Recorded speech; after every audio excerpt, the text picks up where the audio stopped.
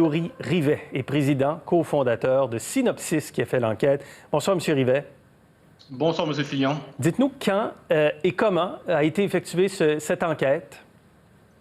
Donc, c'est du 8 au 11 mai. On a fait une enquête auprès de 1000 Québécois. Donc, une enquête standard. On est représentatif en termes d'âge, sexe, langue. Et puis, on a sondé dans toutes les régions du Québec également. Oui. Et donc, qui sont les 10 de Québécois comme ça qui ont demandé de l'aide alimentaire? Mais ce qui frappe surtout, c'est ces 10 %-là, mais c'est le 5 de plus, hein, comme vous expliquez, c'est que la moitié de ces gens-là, donc au-dessus de 300 000 Québécois, ont eu recours à un comptoir alimentaire pour la première fois. Donc, c'est comme si les gens qui ont recours au comptoir alimentaire, le visage de ces gens-là ont beaucoup changé. C'est des gens, je pense, qui ne s'imaginaient pas du tout avoir recours à un comptoir alimentaire. Mais quand la pandémie a frappé, ils se sont retrouvés sans revenus, puis ils sont allés au comptoir alimentaire. Oui, exactement. Des travailleurs, hein, sans aucun doute, qui ont perdu leur emploi. On va regarder quelques-unes. Allez-y. Non, mais si on se souvient bien, juste avant la pandémie, le problème du Québec, c'est qu'il y avait trop d'emplois, pas assez de travailleurs. Donc, je pense que c'est pas des gens du tout qui s'imaginaient être en perte d'emploi, dépendre des revenus du gouvernement. Puis, c'est des gens, dans le fond, ce qu'on a vu, c'est qu'ils n'avaient jamais eu recours au chômage de leur vie, ils avaient toujours travaillé, puis ils se retrouvaient du jour au lendemain sans être capables d'assurer la sécurité alimentaire de leur famille. Absolument. Beaucoup de gens ont frappé un mur avec cet arrêt.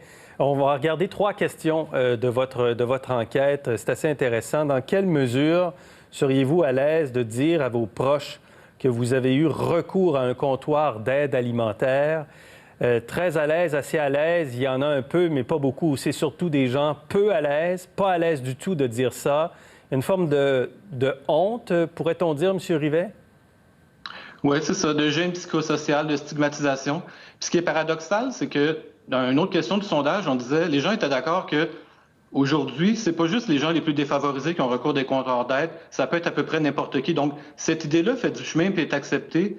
Par contre, pour soi-même y aller, il y a encore une gêne psychosociale. Puis même, on l'a demandé spécifiquement aux gens qui ont eu recours, puis on observe les mêmes résultats. C'est une majorité qui n'est pas à l'aise. Oui. D'ailleurs, je me rappelle que le premier ministre Legault, au début de la crise, hein, quand ça a commencé vraiment la crise et le chômage et la fermeture, il avait dit « N'ayez pas honte d'aller demander de l'aide alimentaire ». Ça avait choqué un peu les gens là, de l'entendre dire ça. Mais la réalité, c'est qu'il y a beaucoup de gens qui tout à coup se sont retrouvés obligés à aller faire une demande à une banque alimentaire. C'est ça. Puis je pense que c'était beaucoup les autres. Hein. C'était pour les autres, les banques alimentaires. Mais tout d'un coup, ils se sont retrouvés, puis c'était pour eux. Là. Ouais. Puis dans les sondages, souvent, on surestime un peu les choses qui sont désirables socialement, puis on sous-estime les choses qui sont stigmatisées, comme par exemple les loteries vidéo. On sait c'est beaucoup plus bas. Donc, je pense, moi, je trouve que le chiffre de 650 000 qu'on a trouvé est sûrement conservateur. Ah oui? Il y a probablement plus de gens que ça. Mais en tout cas, c'est 650 000 qui nous ont avoué, là. Oui. Donc, qui l'ont dit, c'est ça, il faut le dire. Faut pas...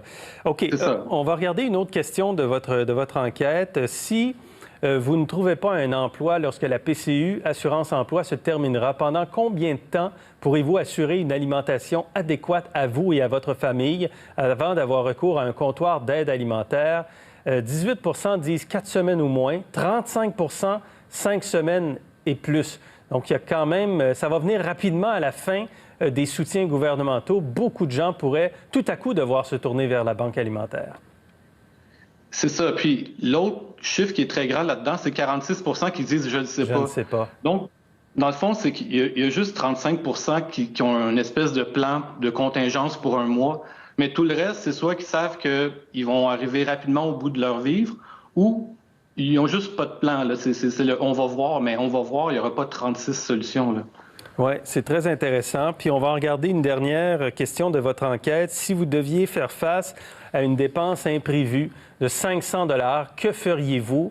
50 disent « je recourrais à mes économies ». 22 j'utiliserais mon crédit avec une institution financière et 5 j'emprunterais à la famille ou à des connaissances et 4 je vendrais des biens. C'est ça. Puis il y avait des gens aussi qui disaient « je ne sais pas », mais c'est que c'est à peine la moitié des gens qui ont un petit coussin de 500 $. Donc, puis 500 $, là, vous téléspectateurs, puis vous savez comme moi que c'est une petite réparation sur une voiture, c'est à peine un frigidaire, c'est à peine une laveuse. Donc, les gens sont très serrés. Puis c'est comparable à des mesures qu'on avait prises. On avait posé la même question en 2017, puis ça ressemblait beaucoup. Mais on dirait que c'était l'ancien monde où, de toute façon, il y avait de l'emploi, on pouvait se trouver... c'était comme facile, l'économie roulait bien. Puis ça fait longtemps qu'on n'a pas fait face à une vraie récession, dans le fond. Quelqu'un qui a 40-45 ans n'a jamais vraiment eu une vraie récession. Donc, les choses ont changé vite, puis je pense qu'il va falloir que les gens adaptent leurs revenus et leurs dépenses en fonction de ça. En tout cas, vos données frappent l'imaginaire. Merci beaucoup, M. Rivet, pour ces informations ce soir. Merci.